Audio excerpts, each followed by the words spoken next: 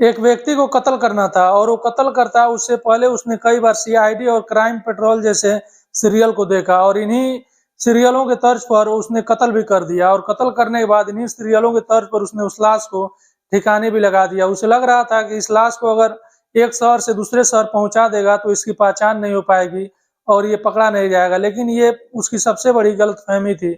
जब पुलिस वाले इस मामले में तफ्तीश करते हैं और जब छानबीन किया जाता है तो जो कातिल था वो बड़े ही आसानी से पकड़ा जाता है और जब इससे पूछताछ होती है तो पूरी कहानी खुलकर सामने आ जाती है।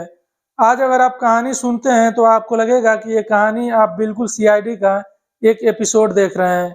अगर आप जानना चाहते हैं कि ये जो व्यक्ति है जिसने कत्ल किया है वो कत्ल करने के पीछे राज क्या है और जिसका कत्ल हुआ है वो व्यक्ति है कौन और इस लाश को कैसे ठिकाने लगाया और कैसे एक शहर से दूसरे शहर भेजा, तो आपको मेरे साथ इस कहानी के एपिसोड में अंत तक बने रहना पड़ेगा। नमस्कार, सलाम, सत श्री अकाल। मैं हूं मुस्तफा और आपका स्वागत है मेरे चैनल पर। आज जो मैं कहानी सुनाने जा रहा हूं ये कहानी बिहार की राजधानी पटना की है। पटना जंक्शन पर, पटना रेलवे स्टेशन पर एक ट्रेन आकर रुकती है और ये ट्रेन थी धनबाद पटना इंटरसिटी एक्सप्रेस। ये पटना जंक्शन पर प्लेटफॉर्म नंबर 9 पर रुकती है ट्रेन और रात का टाइम था और इस ट्रेन का ये आखिरी स्टॉप था। सारे यात्री इस ट्रेन से नीचे उतर जाते हैं और अपने मंजिल की तरफ बढ़ जाते हैं। अब ये ट्रेन बिल्कुल खाली हो चुकी थी और इस ट्रेन के अंदर कोई भी यात्री मौजूद नहीं था और अब वहाँ रेलवे कर्मचारी पहुंचते हैं और इस बोगियों के दरवाजों को बंद करने लगते हैं। सबसे पहले तो ये बोगी के अंदर जाते और उसमें जाकर चेक करते कि शायद कोई यात्री सो गया हो, इसमें रह गया हो और उसको जगाते और बाहर निकालते। ऐसे ही करते करते ये कर्मचारी पहुंच जाते हैं अब जनरल बोगी में और वहां भी ये लोग उस बोगी के अंदर जाते और चेक करते और फिर बोगी के दरवाजे को बंद करते। तभी एक बोगी में एक कर्मचारी चढ़ा हुआ था और चेक कर रहा था, तभी वो बाथरूम के पास पहुंचता है और वहीं एक बॉक्स रखा हुआ था और उसकी नजर उस बॉक्स पर पड़ जाती है। ये एक बड़ा बॉक्स था और जब वो बॉक्स देखता है तो उस बोगी में एक बार और घूमता है और चेक करता है कि शायद कोई यात्री रह गया हो और उसी का ये बॉक्स हो, लेकिन उस बोगी से कोई यात्री नहीं मिलता है और फिर वो बॉक्स के पास आता है और अपने बाकी साथियों को बताता है। फिर इन लोगों को लगता है कि ये बॉक्स लवारिस है तो ये लोग रेलवे पुलिस को फोन कर देते हैं और रेलवे पुलिस भी प्लेटफॉर्म नंबर 9 पर पहुंच जाती है और वहां जाने के बाद इस बॉक्स को अपने कब्जे में लेती है पुलिस और आसपास में जो लोग मौजूद थे उनसे भी पहचान कराने की कोशिश करती है कि शायद ये बॉक्स उनका हो और रह गया हो, लेकिन पुलिस को इसमें कोई कामयाबी नहीं मिलती है और इस बॉक्स का कोई वारिस नहीं मिलता है और कोई मालिक नहीं मिलता है। और अब पुलिस वालों को भी लग जाता है कि ये बॉक्स लवारिस है। उस बॉक्स में ताला लगा हुआ था। सबसे पहले पुलिस तो उस ताले को तोड़ती है और ताले को तोड़ने के बाद उस बॉक्स को खोला जाता है। जब पुलिस वाले उस बॉक्स को खोलते हैं तो पुलिस वालों के पैरों के तले से जमीन खिसक जाती है और पुलिस वालों के शरीर के अंदर सिहरन पैदा हो जाती है और पुलिस वाले सहम जाते हैं, क्योंकि उस बॉक्स के अंदर एक व्यक्ति की लाश थी और उस बॉक्स में उस लाश को रखा गया था जिस व्यक्ति की मौत हो चुकी थी। अब पुलिस के सामने मुश्किल थी, चुनौती थी उस लाश की पहचान कराना, क्योंकि ये जो ट्रेन थी एक दूसरे राज्य से आ रही थी और ये बिहार में पहुंची थी। फिर भी पुलिस वाले कोशिश करते हैं और सबसे पहले तो पुलिस वाले पटना के ही जंक्शन पर जिसने सीसीटीवी कैमरे लगे हुए थे उनके फुटेज चेक करते हैं, लेकिन उनमें कोई भी संदिग्ध व्यक्ति नजर नहीं आता है और फिर पुलिस को कोई कामयाबी नहीं मिलती। अब पुलिस वाले सोचते हैं कि ये जो ट्रेन जहाँ से चली है उस स्टेशन पर चेक कराया जाए। ये ट्रेन चली थी धनबाद से और फिर धनबाद में जो रेलवे पुलिस थी उनसे संपर्क किया जाता है और उनको इस बक्से के बारे में बताया जाता है और कैमरे को चेक करने के लिए कहा जाता है। जब वहां पर पुलिस वाले कैमरा चेक करते हैं, फुटेज देखा जाता है, तो वहां से भी पुलिस के हाथ खाली थे और वहां से भी कोई कामयाबी नहीं मिलती है। अभी भी इस बक्से का कोई सुराग नहीं मिलता है और कोई क्लू नहीं मिलता है। इस लाश को पोस्टमार्टम के लिए भेज दिया जाता है और इस लाश के कुछ तस्वीर ले लिए जाते हैं। अब पुलिस वाले डिसाइड करते हैं कि ये ट्रेन जिन जिन स्टेशनों पर रुकी है और जिन जिन स्टेशनों से होकर गुजरी है उन स्टेशनों का भी सीसीटीवी कैमरे खंगाले जाएं, उनके फुटेज चेक किए जाएं। फिर उसके बाद से हर उस स्टेशन पर चेक किया जाता है जिस स्टेशन पर ये ट्रेन रुकी थी। ऐसे ही चेक करते करते पुलिस वाले पहुंच जाते हैं एक स्टेशन पर और उस स्टेशन का नाम था लखीसराय स्टेशन। उस स्टेशन पर भी पुलिस वाले सीसीटीवी फुटेज चेक करते हैं, लेकिन स्टेशन के अंदर से कोई ऐसा फुटेज नजर नहीं आता है जिसमें इस बक्से को रखते हुए कोई व्यक्ति नजर आए। अब पुलिस वाले डिसाइड करते हैं कि स्टेशन के पीछे भी जो कैमरे हैं उनको भी तफ्तीश किया जाए और उनको भी चेक किया जाए और ऐसे पीछे जो दुकान थे उन पर भी पुलिस वाले पहुंचते हैं और एक मेडिकल स्टोर था और उस मेडिकल स्टोर में भी कैमरा लगा हुआ था।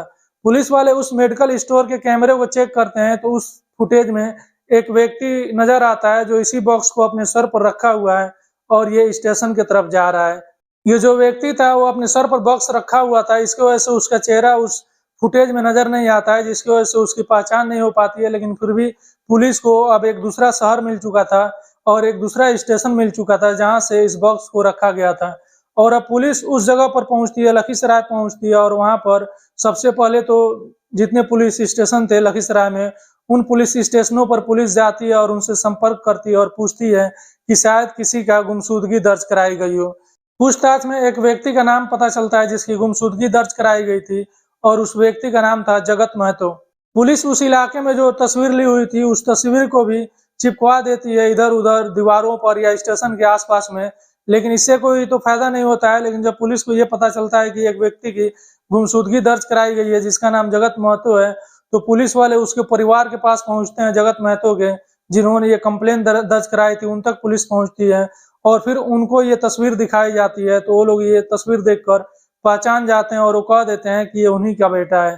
फिर पुलिस वाले पोस्टमार्टम के बाद उस लाश को इनके हवाले कर देते हैं और इस मामले में तफ्तीश जारी रखते हैं। परिवार वालों से पूछा जाता है कि किसी से आप लोगों की दुश्मनी हो या किसी पर शक हो। परिवार वाले मना कर देते हैं कि उन्हें किसी पर शक नहीं है और किसी पर भी दुश्मनी नहीं है। अब पुलिस वाले जगत का मोबाइल नंबर लेते हैं और नंबर लेने के बाद इसका सीडीआर निकलवाते हैं, और जब सीडीआर निकलता है तो एक नंबर सामने आता है जिस पर जो जगत है वो अक्सर बातें किया करता था, और ये लड़की का नंबर था, और ये जो नंबर था एक विक्की नाम के लड़के पर रजिस्टर था।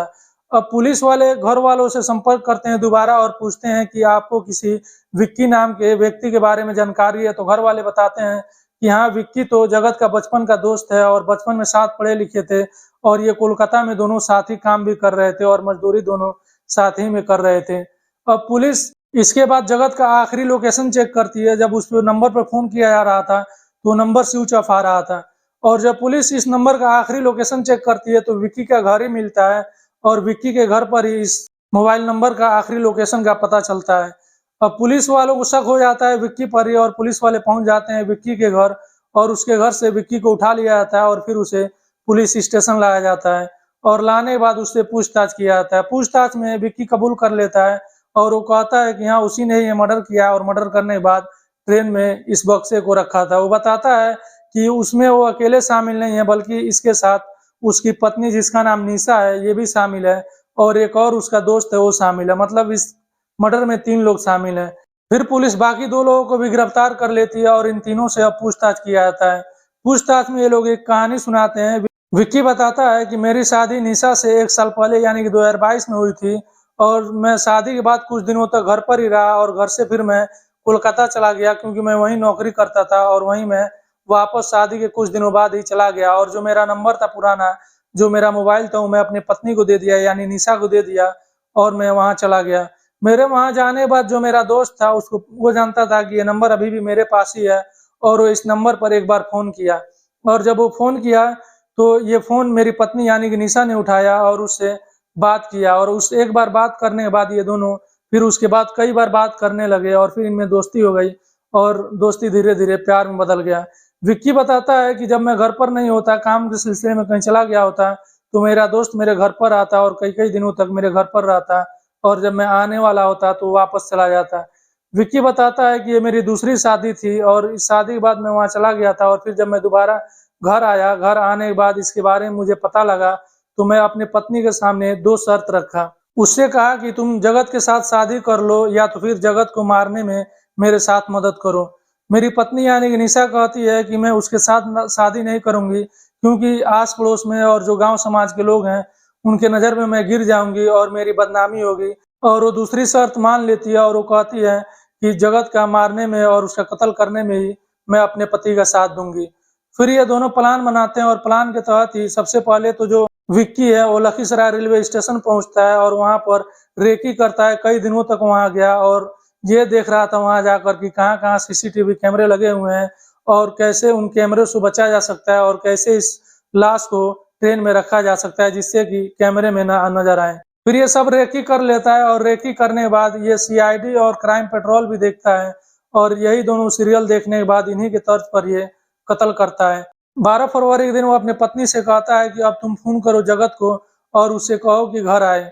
निशा फ़ोन करती है जगत को, और वो कहती है कि उसका पति इस समय घर पर नहीं है और तुम आ जाओ मेरे घर, वो कुछ दिनों के लिए कहीं गया हुआ है और इतना जल्दी वापस नहीं आने वाला है। जगत ये बात सुनता है तो खुश हो जाता है और वो पहुंच जाता है विक्की के घर।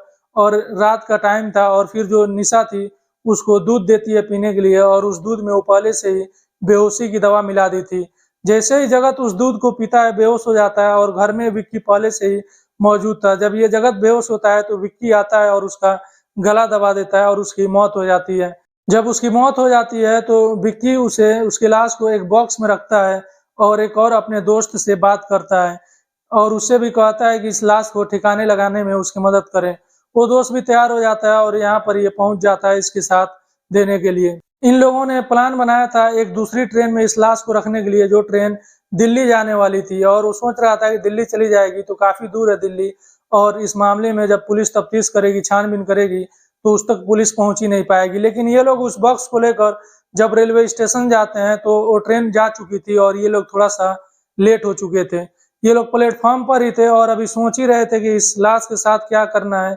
ये लोग सोच रहे थे कि इसको वापस अगर हम लोग लेकर जाते हैं और कहीं पुलिस वाले ने रोक लिया और इसका चेक किया, बॉक्स खुलवाया, तो हम लोग पकड़े जाएंगे।